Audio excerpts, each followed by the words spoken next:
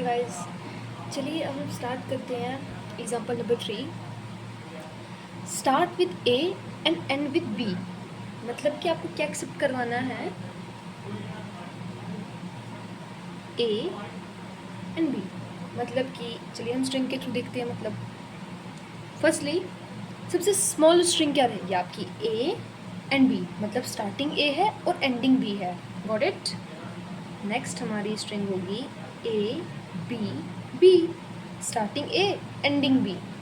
ठीक है, फिर हम ले लेते हैं A B, starting A ending B.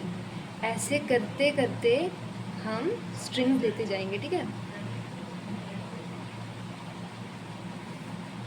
चलिए मैं पॉसिबल स्ट्रिंग्स ले लेती हूँ। ए बी बी बी, ठीक है, फिर हो सकता है ए हो, बी बी बी हो। मल्टीपल टाइम्स ए आ सकते हैं first and multiple times B आ सकते हैं सेकंड। फिर हम लेंगे A B B, so on. ठीक है, अब हम बनाएंगे हमारा डीएफ डिज़ाइन करेंगे।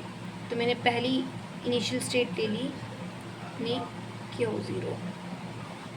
ठीक है, अब ए है तो मतलब ए के लिए एक स्टेट बनाएंगे Q1। मतलब यहाँ पे ए आ गया।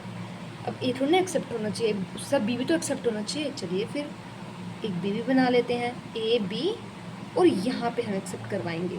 तो यहाँ एक फाइनल स्टेट रहेगी Q2। मतलब ए और बी आया और ये एक्सेप्ट हो गया। ठीक है, अब अगर होगा ए बी बी, मैंने दिखाया यहाँ पे ए बी बी, तो मतलब कहने का है कि यहाँ पे एक लूप होना चाहिए, सेल्फ लूप बी का।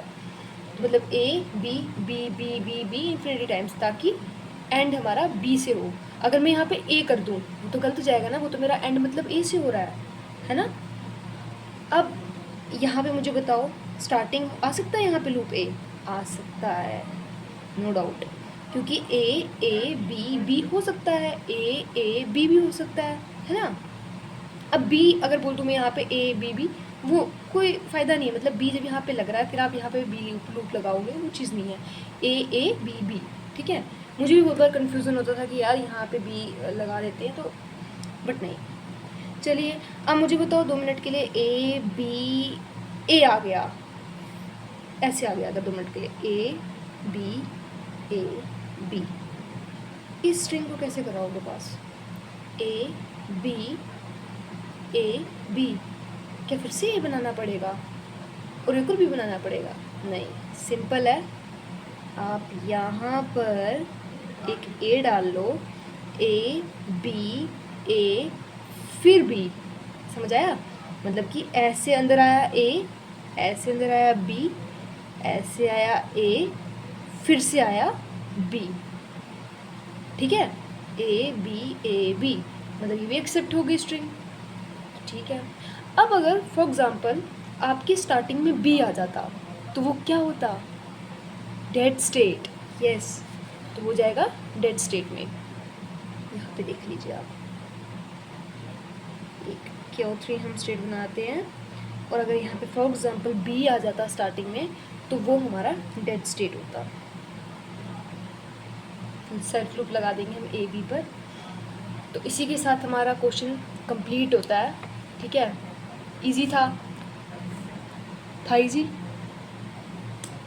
बस। अब अगर होगा starting with A and ending with, sorry, starting with B and ending with A, तो वो भी बिल्कुल सेम होगा। चलिए एग्जाम्पल 4 में ट्राई करते हैं। ठीक है।